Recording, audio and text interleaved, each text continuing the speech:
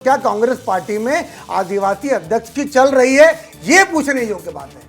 ठीक है अमरजीत चावला जी, जवाब दीजिएगा, चल रही है उनकी? देखिए, मुझे मालूम नहीं था कि उज्जवल जी ज्योतिष का भी काम करते हैं, जो आगामी 3 साल के बारे में भी बता रहे हैं। आप ये देखिए, रमन सिंह की 15 सरकार में 15 में आने वाली भारतीय जनता पार्टी 400 पार का नारा, आपकी बार 400 पार बोल के 240 में आ गए। तो आंकड़े और नंबर्स की बात है, तो इस पर क्या कहना चाहेंगे मेरे मित्र? 400 पार से 240 में आ गए, मोदी को इस्तीफा दे देना चाहिए। असल में क्या हो रहा है, दीपक बैज जी जिस तरीके से लगातार काम कर रहे हैं, आज भारतीय जनता पार्टी की सरकार को अगर दीपक बैज जी के घर की जासूसी करानी पड़ गई, उससे समझ जाइए कि आज इतना क्यों घबरा गए हैं। मैंने कहा ना, चाहे लगातार वो गौ हत्या लगातार हो रही थी सड़कों में, उसकी मामला हो, चाहे नीट के मामले को लेकर छात्रों के हित की बात हो, चाहे नकली सिरप और जो नशीली टेबलेट बिक रहे हैं उसका मामला हो, युक्तिकरण का मामला हो, 33,000 शिक्षकों का मामला हो, डीएपी की कमी हो, नकली बीज का मामला हो, इस सारी चीजों को लगातार जब सरकार में 350 किलोमीटर की यात्रा करके दीपक बैज जी ने घेरना चालू किया, आदिवासी मुख्यमंत्री को घेरना चालू किया,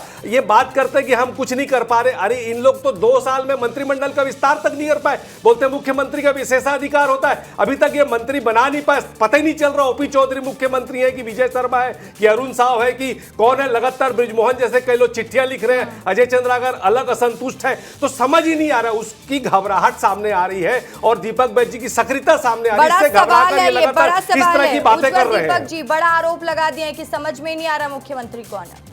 वेबसाइट चेक कर लेना चाहिए। पढ़े लिखे प्रवक्ता हैं चावला जी, बड़े भाई हैं मेरे, सबको पता है, पूरी दुनिया को पता है। आप सामने कैमरामैन से पूछ लीजिए कौन है मुख्यमंत्री, बता देंगे।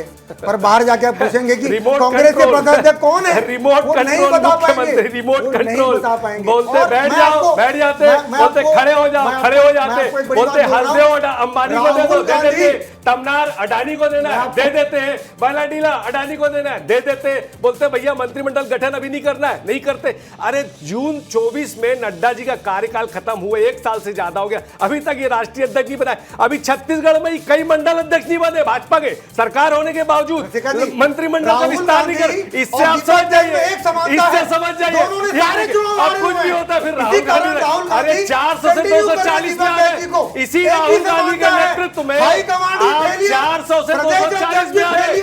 तो इन सब बातों में कुछ नहीं रखा है। आज की डिबेट ये साबित करती है कि दीपक बैज के कार्यकाल से, दीपक बैज की सक्रियता से, दीपक बैज के नेतृत्व से पूरी भारतीय जनता पार्टी घबरा गई है, बैकफुट में आ गई है। और इसीलिए आज चैनलों में भी अगर इस सब्जेक्ट में डिबेट हो रही है, इसका मतलब दीपक बैज अपना कार्य पूरी ईमानदारी से, मेहनत से, सक्रियता से कर रहे हैं। और कांग्रेस 2 साल में इतनी मजबूत हो चुकी है कि आने वाले 3 साल के बाद जब विधानसभा चुनाव होंगे और 29 में जब लोकसभा चुनाव होंगे, इसी दीपक बैज के नेतृत्व में हम विधानसभा में भी सरकार बनाएंगे और लोकसभा की सरकार भी हम बनाने जा रहे हैं।